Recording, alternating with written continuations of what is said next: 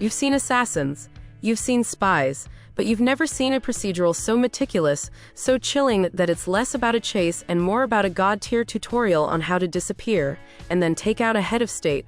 This isn't a thriller, it's a masterclass in controlled chaos. You're watching Screen Explained TV. Screens Explained. Simple.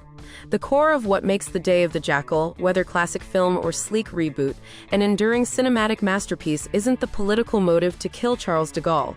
It is the terrifying process of the Jackal, an anti-hero who treats assassination like a highly paid corporate project, demanding $500,000 for pure anonymity and meticulous preparation.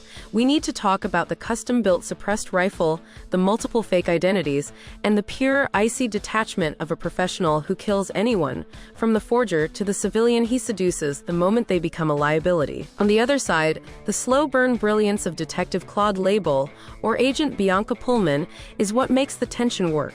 Chasing a ghost who is always one step ahead, using the complexity of his multi-layered plan against the limitations of the security apparatus, turning the entire continent into a ticking clock leading to the final target. What makes the original story so grounded is the terrifying real-life political backdrop. The O's, furious over de Gaulle granting Algerian independence, were a genuine terrorist threat that had repeatedly failed their initial attempts. Their previous botched plot led to executions, forcing the group to realize their only hope was hiring a completely untraceable outsider. This desperation to hire an international ghost is what ironically creates the perfect villain. This focus on pure procedure meant the Jackal in the original was a complete ghost, a vessel for the plot, which is a key contrast to the 2024 series where he is humanized with a complex personal life, a wife, and moral ambiguity, sparking massive debate over the creative choice. Furthermore, Frederick Forsyth's obsessive journalistic research for the novel made the procedural elements so real they birthed a new kind of crime. His book detailed the infamous Day of the Jackal passport fraud, exposing a genuine loophole using dead children's birth certificates to create untraceable identities that governments were eventually forced to plug.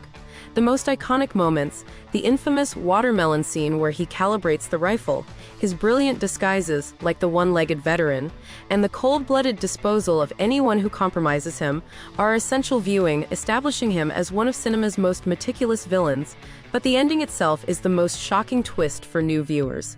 It's a brilliant anticlimax that is, paradoxically, perfect, ending not with a massive Hollywood gunfight, but with a sudden, anonymous failure, reminding the audience that even the perfect villain dies with a single, undramatic shot and an unmarked grave. So, did the Jackal's cold efficiency make you root for the bad guy, or were you sweating alongside Label the entire time? Tell me which of his disguises you think was the most brilliant in the comments below. Hit that subscribe button if you love a thriller that's more procedure than pulse, and remember to ring the bell for our next analysis on cinema's greatest anti-heroes.